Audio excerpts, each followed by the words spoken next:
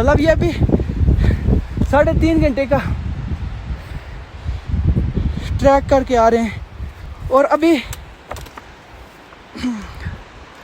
1 घंटा और रह गया है उस जगह जाने में। और ये हम कटोरा लेक जा रहे हैं।